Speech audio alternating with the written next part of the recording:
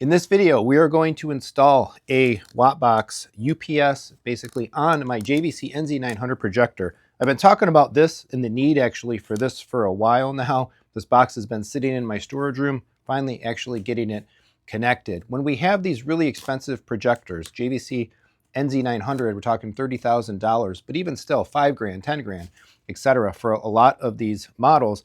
And these are probably plugged in their own outlet or somewhere away from the protections, the dedicated circuits, and all of that for the rest of our audio, video, or home theater equipment.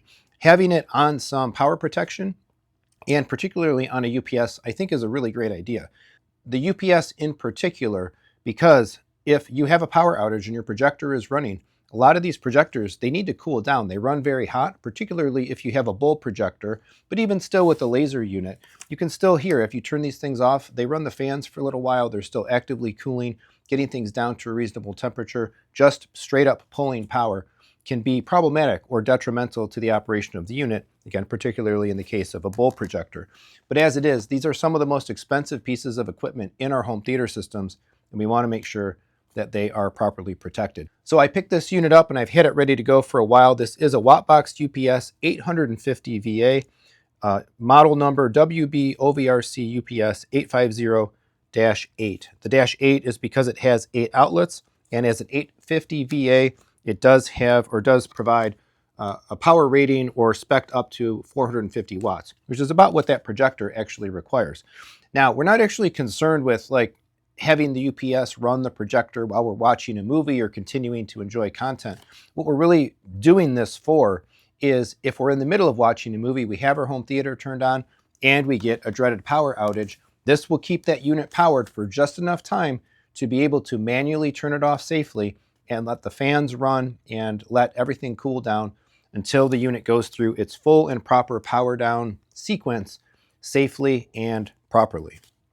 Now, I also do have a whole home generator, so my house is kind of better protected against power outages. We get back online fairly quickly, but there is still a 7 to 10 second period of time where when we do lose utility power, it takes for the generator's engine to start up and for power to be restored for the household. So for me, predominantly, I just want to make sure that the projector stays powered through that period. And then for us, with the generator running, we can actually continue watching our movie and all will be fine. So let's take a look at this, and then we'll do this as a little bit of a vlog. We're actually going to plug it in. I'll show kind of what I'm going to do with it. I have a plan in mind for, I think, where I'm going to put it in the closet, but below the projector, and how I'm going to manage the plugs and stuff. But let's take a look at this unit and some of the details about it. Of course, I am a dealer for WattBox and Snap AV brands, so if you're interested in any WattBox equipment, please do get in touch. Now, we do have a detachable power cord, and I hope it's long enough to get to the outlet that I do need it to get to. And pretty much the unit is all we're going to really need. Oh, styrofoam broke in the box there. I don't want to drop styrofoam droppings all over the floor. I guess good thing we had some nice protective packaging. So again, this is an 8 outlet unit. 1, 2, 3, 4, 5, 6, 7, 8. We do have a little bit of a display readout that will be there. We have some lights telling us about faults and whether surge protection is active. If we kind of go around to the sides, we do have a USB uplink and the general UPS uplink. This is for the whole kind of WattBox oversea ecosystem to be able to network this into some other type of strip or plug. Now we also have the port for the detachable power supply and a basically press to reset kind of fuse button there. It's not huge, but it's not small, so you may need to be mindful where you may try to stash this unit. It does actually have keyholes on the back, so if you wanted to hang it up on a wall or somewhere you would be able to do that. And there is a screw open here where I think we can get access to the battery. So again, all I need is the unit, one plug for that projector, and the power cord. So I'm going to get this power cord opened up here, and we're going to go behind the couch, pull the curtains back, and get this thing running on that projector. Okay, so I do have my projector installed in this kind of closet inset in the wall back here. We just need to move these acoustic panels out of the way. Just shuffle these over a little bit to the side and draw back the curtain. Kind of just set these over top of here to hold them in space. I don't want to end up hitting the lens, being very careful about the integrity of the installation. I can use this as an opportunity. My Govee, my temperature sensor that's back there, the battery on this thing has, I think, been dead for quite a while, so we'll go ahead and take that out. But we can see here the projector sitting up on our shelf, and I've got 1, 2, 3 shelves, and then basically just the floor. Now the projector's power cord is here. This plugs into the back of the unit and kind of just goes through my on-wall kind of channeling down, down, down, and over to a plug that is basically right there, just right behind the subwoofer. So I think what we're going to do actually is hope that this power cord is long enough to get to that plug, and then we'll take this power cord, the existing power cord, out, and we'll just plug it right in to this UPS itself directly. So I don't want to have to move the subwoofer if I don't have to, but I may need to just to get enough. Yeah, let's tilt this. At least tilt it out just a little bit. There we go. And we can take this, open up this channel here to be able to pull this cord right out and get it. I gotta go behind the speaker wire, not a big deal. And this should also be long enough to be able to get to the UPS essentially inside the closet. So what my goal is here is just to set this guy right inside here. We're going to plug it in. I don't think it matters exactly which plug we are using, so I'm just going to go for the back one here around the side. Take this cord out, and this may not do the job. Unfortunately, may need to get a slightly bigger. Oh no, I think we got it. All right, so if I plug this in, let's take this cable in and around back behind this channel. The other cable is pulled nice and straight. This one, of course, has all its bends in it from being in the box. Not a big deal. But this cable should be a small enough gauge that we can still get it in to here. And oh yeah, we will just make it. Plan. I love it when a plan comes together.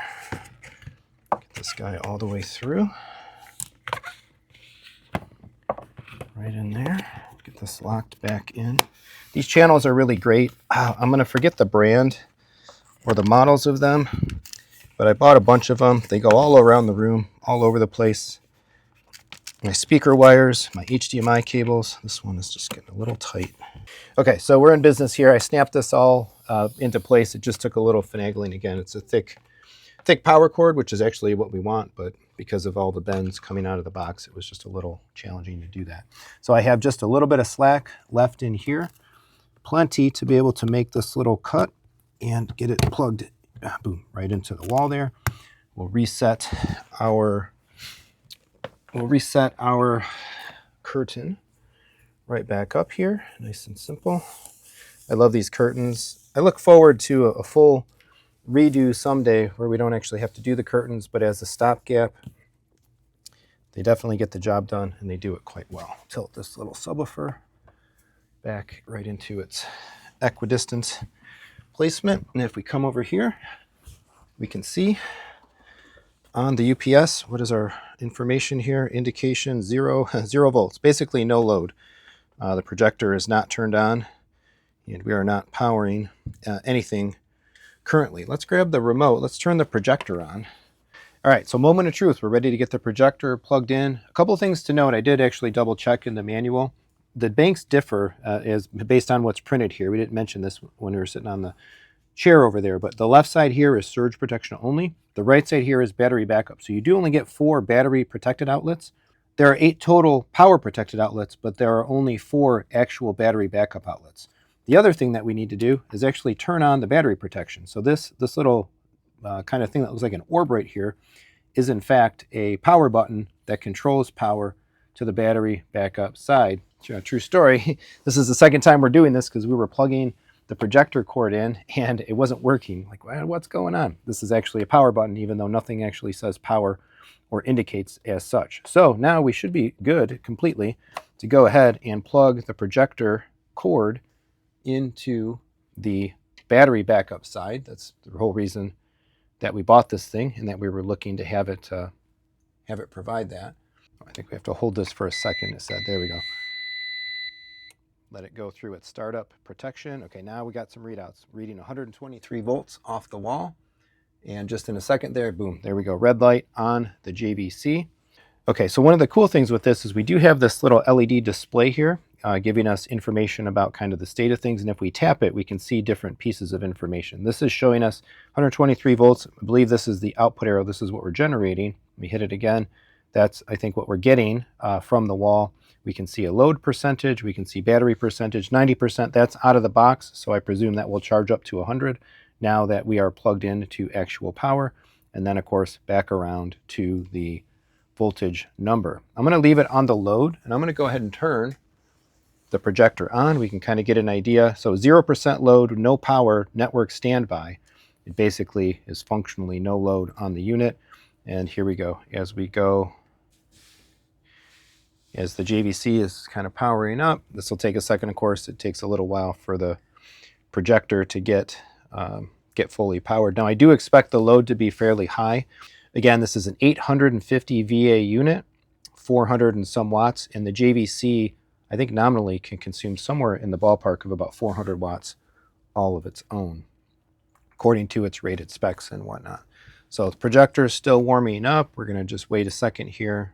All right, we are fully powered. Projector is up and throwing its image, and again, we're sitting there at about 80% load. Plenty of headroom, plenty of great headroom for the UPS to work. I'll get all the time I need when I do lose any utility power, and now this very expensive projector is properly protected. Cool that it does stay on the last menu item that you actually had selected, and there are some additional icons that actually show up at the bottom here. This plug on the bottom left means we are running off of utility power. There's a little battery icon that would be next to it if power fails and we're running off of wall power. So that's really basically it. One other reason actually that I really like this unit and that I chose this one to begin with is the fact that it is fanless. So it will make no noise. It will be completely silent, save or unless or until, I guess, we actually have a power failure, and then we might get some beeps and some indications and stuff out of it. But it is just going to sit back here on the floor, nice and quiet, perfectly silent, and now I can sleep easier using this very expensive projector in the event of a power outage. I actually have been in here before when we have lost power. I was actually on a call with a customer once. We were going through the JVC menu system after he had installed his projector that he purchased from us, and basically doing kind of a learning session of sorts. And I had mine turned on because I was looking at the menus, and boom, power goes out, projector goes down. I puckered in my seat. No problems and stuff, of course, but still, this is a much better way to go about doing it. So I'm going to go ahead and get everything kind of set back here in front of the closet opening, and we are good to go. So that is the unboxing, first look, and a real-time vlog setup and installation of a WattBox UPS on a JVC NZ900 projector. Of course, I use the WattBox equipment to fully protect my rack as well.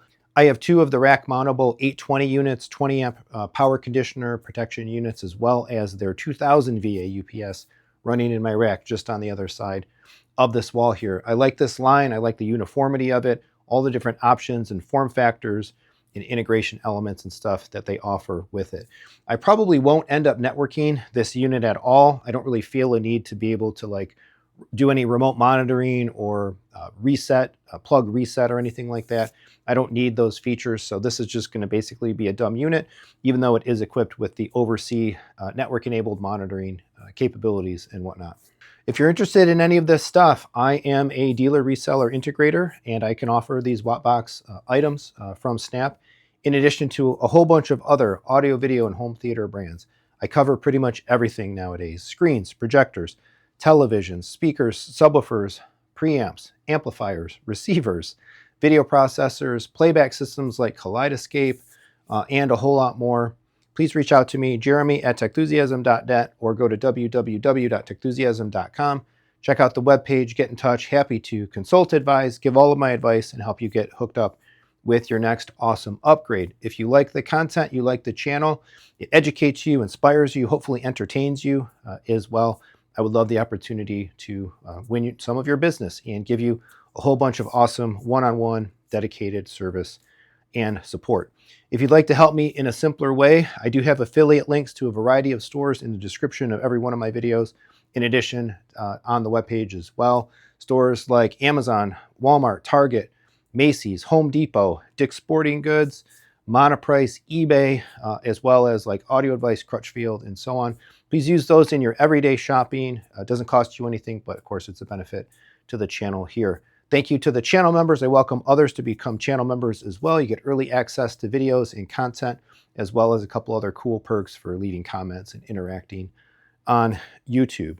Thank you in advance for the super thanks, PayPal, Venmo tips, and any of that as well. Please do the regular YouTube stuff. Like, subscribe, hit the bell, share the video, and leave a comment. What do you use for power management? Do you have a UPS or some type of power protection on your projector? What do you use? How do you like it? Has it ever saved your projector from some level of harm or destruction? And of course, again, if anybody's looking for some extra protection items, I can help you get hooked up with this WattBox and some other things as well. Thanks for watching. Come on back for more home theater discussion and fun. Tune in Mondays at 5 o'clock p.m. Eastern Time for the Techthusiasm Live podcast. And please sign up for the newsletter on techthusiasm.com. Thanks.